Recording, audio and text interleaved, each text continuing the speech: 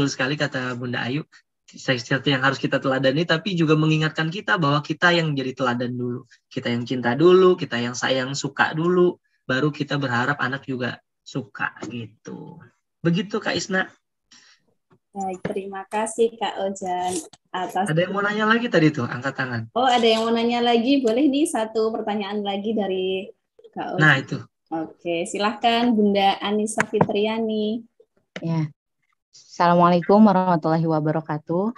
Kak Ojan, Kak Isna mohon maaf belum bisa buka kamera ya. Karena kondisi tidak mendukung. Izin bertanya, anak saya Fakih Abdurrahman usia 3 tahun 8 bulan. Saya suka membacakan kisah teladan Rasul. Itu salah satunya yang paling dia favoritkan yaitu kisah Perang Badar gitu. Nah, padahal banyak kisah di sana Kak gitu, banyak. Tapi yang sering diminta bacakan adalah kisah Perang Badar. Sampai suatu hari ketika dia gambar, itu apa yang dia lihat dari buku itu, dia tuliskan semuanya tentang pedang, tentang prajurit, sampai menjadi suka bermain. Jadi suka bermain, ya menjadi superhero gitu. Padahal saya memang tidak memberikan tontonan, tapi dari kisah itu dia menjadi superhero gitu. Hal yang ingin saya tanyakan Kak gitu, kalau untuk berkisah tentang perang gitu, itu dari usia berapa gitu? Saya sama mau ditanyakan kalau untuk neraka misalnya, kalau misalnya saya bercerita kisah dari Abasa, dari surat Juz 30 itu kan banyaknya tentang kisah hari kiamat gitu, kehancuran bumi itu, baiknya itu dari usia berapa ya Kak ya? Terima kasih Kak Ojan. Makasih Bunda Anissa Fitriani. Ini bagus banget pertanyaannya nih. Saya mau tanya, teman-teman boleh jawab di kolom chat. Menurut teman-teman, apakah semua cerita dalam Al-Quran, cerita para nabi, itu cocok untuk anak usia dini? Apakah semua cerita Al-Quran itu baik, cocok, sesuai untuk anak usia dini? Tidak, enggak, tidak semua. Tidak semua, belum tentu. Tidak, sepertinya tidak semua. Betul, jawabannya tidak semua. Kalau pertanyaannya untuk semua, tidak untuk anak usia dini ya. Tadi kan anaknya 3 tahun 8 bulan kalau nggak salah tadi. Jadi memang cerita-cerita Al-Quran itu adalah cerita yang terbaik, tapi belum tentu cocok untuk anak usia dini, bahkan untuk anak kita yang entah berapa usianya. Gitu. Sama kayak begini, semua pelajaran di sekolah dasar, semua pelajaran di SD itu baik semua. Tapi belum tentu cocok untuk kelas 1. Ya kan?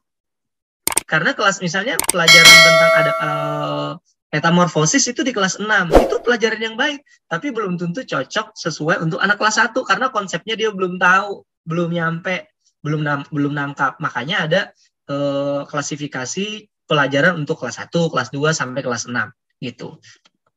Nah, analoginya sederhananya begitu. Jadi di dalam Al-Quran tuh ada cerita tentang kaum Nabi Lut, ya kan, homoseksual. Kemudian ada cerita tentang apa namanya, Nabi Sulaiman. Nabi Sulaiman yang kalau dirinci dalam hadis itu kan ada lagi tuh kisah teladan tentang Nabi Sulaiman itu. Nabi cerita ke para sahabat, Nabi Sulaiman itu punya istri 99 orang gitu. Kemudian dia malam itu bilang, aku akan menggilir semua istriku dan semuanya akan melahirkan keturunan-keturunan para mujahid gitu. Lalu ternyata tidak terjadi, dan yang punya anak cuma 1, dan itu pun cacat anaknya. Di bahasanya begitu. Itu. Lalu kata Nabi Muhammad, seandainya saja Nabi Sulaiman itu berkata insya Allah, maka itu akan terjadi. Itu tentang insya Allah. Nah itu kan cerita bagus, tapi belum tentu cocok untuk anak usia dini. Termasuk misalnya perang-perang tadi. Pertanyaannya kalau perang gimana?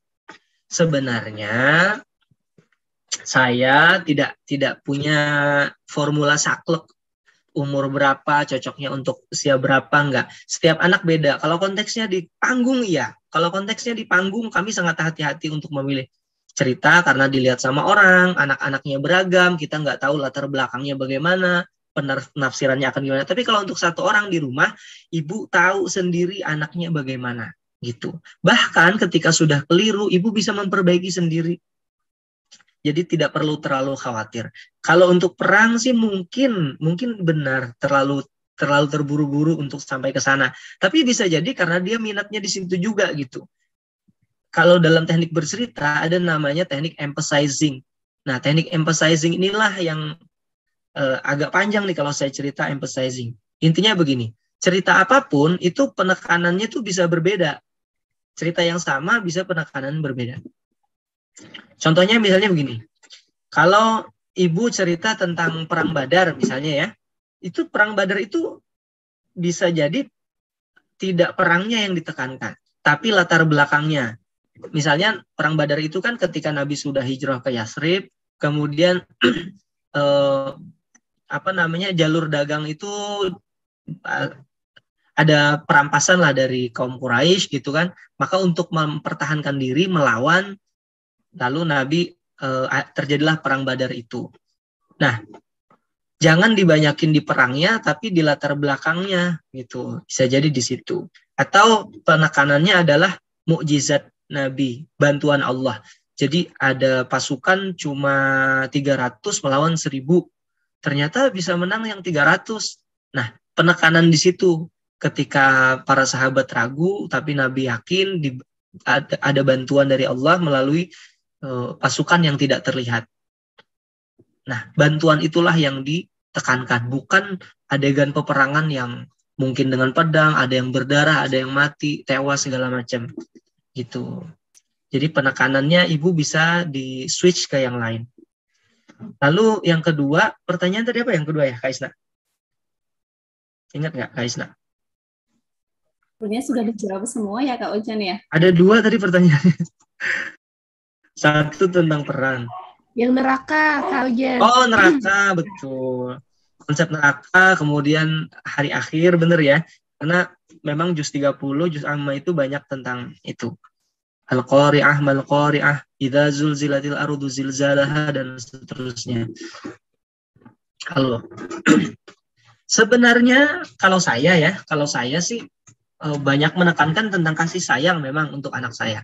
Kasih sayang Allah. Karena cukuplah saya merasakan bagaimana kalau apa-apa tuh nanti Allah marah gitu. Nanti Allah marah.